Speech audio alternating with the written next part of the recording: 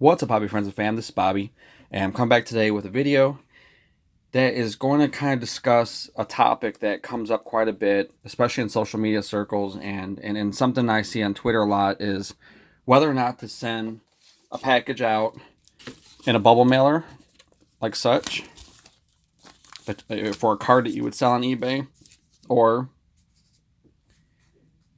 a plain white envelope, which is called PWE.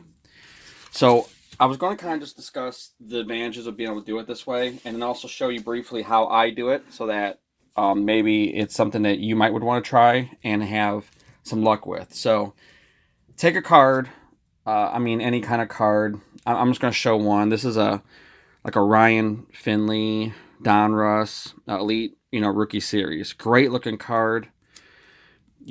Probably a 50-cent card, maybe $1. Let's just say I sold it for 79 cents on eBay. Well, it is something that no one's going to want to spend, $3.50, $4, to get the 79-cent card. But if I were to be able to sell it for 80 cents or $1, then that makes it much more enticing to people.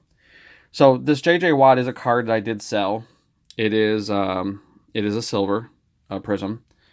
It sold for I listed it for 99 cents and it sold for $1.40.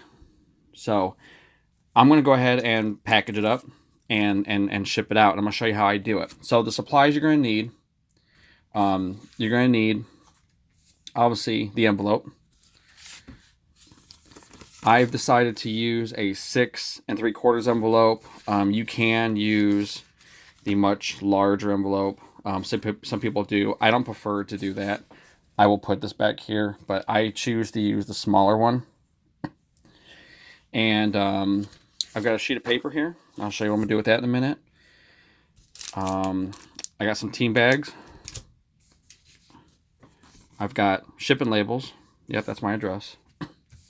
And you're going to need a 70-cent 2-ounce stamp. Okay, so basically this is how I'm going to do it. I'm going to take the card, top loaded every single card. This is a 55. I decided to use a 55 with a prism. You can use a standard one. Look, a top loader is 8 to 10 cents, so it's a luxury worth having. I'm going to protect this card with 4 other cards. You can send up to 6 cards PWE and it weigh less than 2 ounces, and that's the goal, is 2 ounces. So I also like that when I ship out cards, throw in a couple PC cards. Now, this person actually is from Texas. If this person were from like New York, it wouldn't really matter to me. I'm just going to throw in something. So I got the Sean Watson, a Lamar Miller, an Owen Daniels, and a DeAndre Hopkins, which I've sleeved. So I don't necessarily have to sleeve these. I'm going to group them together. I've got my team bag. I'm going to team bag it up. Now, some people use, a lot of tape, a lot of cardboard. I don't, and I've never had an issue with it. I'm going to throw my business card in there as well. And there you go. All right. I've pre-made an envelope. John Doe, 1234 Smith Avenue, anywhere in New York. What I'm going to do is take see if I can lower this angle a bit.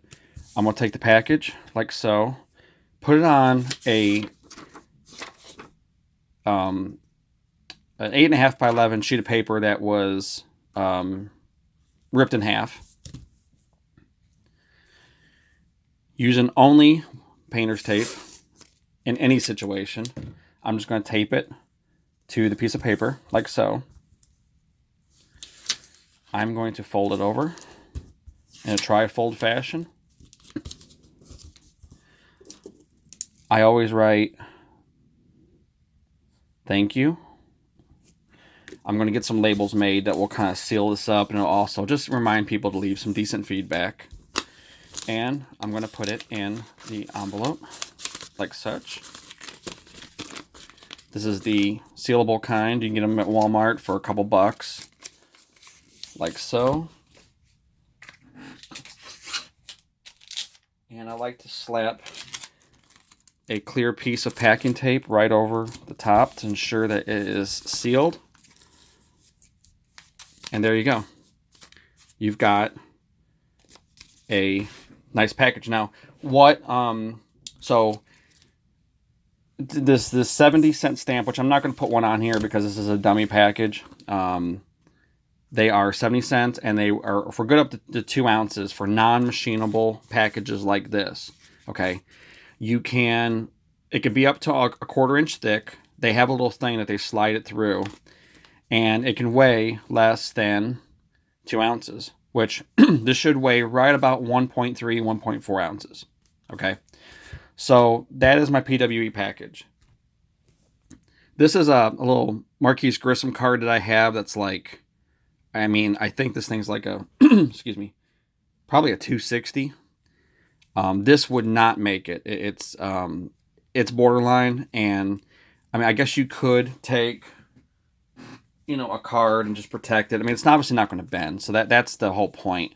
The cards are just to protect it from scratch and bending, give it a little support, but I wouldn't try this. Now, a standard 100, as in this Amir Abdullah, Gridiron Kings relic. It is a 100, pardon me, up to a 130, and you could still do 1 or 2 cards on each side and throw it in a team bag and package it up that way. I mean, if you want to put a little piece of tape, that's fine. Once again, cannot stress the point of using painter's tape, which I'm going to leave right there. So the goal is it's got to be under 2 ounces, and it's got to be less than a 1/4 inch thick to make it through the non-machinable. And that's how you can get away from mailing a card for 70 cents. I charge $1 shipping. That $1 shipping covers the 70-cent stamp, covers my top loader, covers, just pennies of other materials, and that's that. So it's real easy to get these labels made up. I do handwrite my addresses. You can get a label making machine. That's another cost. That's up to you. But I don't know. Tell me in the comments below, do you buy cards on eBay? And if so, do you mind getting them PWE? Or are you strictly bubble mailer with tracking? That's the other thing. I mean, you don't get tracking with this. I'm going to make these labels, and I'm going to, where I can tape it to the back. And it just says, please, if received okay, leave feedback. That lets me know. But I've got nothing but great feedback. Really well packaged. I think that people enjoy the fact that the package was secure. And, you open it up. I mean, you take the tape off. I got a couple of other PC cards in there. You don't have to do that. I used to use just, some old, like wax cards, Either way, however you do it, it's a cheaper way, and I'm selling a ton of cards that wouldn't otherwise sell. I've got a stack here, a large stack of rookie cards, red, white, and blues. Some last year red, white, and blues, some, greens. I've just got a ton of cards here that this is my second batch too. I sold one batch and sold almost every card. That's right when Prism did come out. So easy to sell cheaper cards and be able to get them out there. So if you have any questions, please feel free to leave a comment below. I would be interested in hearing your side of it, if you are okay with it. It's definitely a hot debate that is often brought up on Twitter. And for me, my sales have improved 50-fold. I don't have a number to tell how well I've been able to sell cards that are just 99 cents to, $2. Also, you might want to make sure, too, that you don't I put a value on a card. If a card is more than $10, say $12, I'm definitely not going to... I got an Orion Swoop here I'll eventually list. If it sells for $1 or $2, I'll be happy. But, I'm not going to want to put Lamar Miller autograph in one of these, or even really a Lamar Miller base card right now, which is going for $60, because if that package doesn't show up, you have no way to prove that it didn't get received, and you've got to fork that, you know, $60 back over. So make sure that the cost is appropriate for what you're doing. I've had to refund one card from one person in the 5 months now that I've been shipping, and you know, they said they never received it, and it was like $1.50 card. I refunded their shipping. It was $2.50 total, but I've made quite a bit and been able to get rid of, you know, a lot of inventory by doing it this way. So comment, like, subscribe. Definitely want to know what your thoughts are on it. If you have any questions, feel free to reach out to me, and we will see you with another video soon.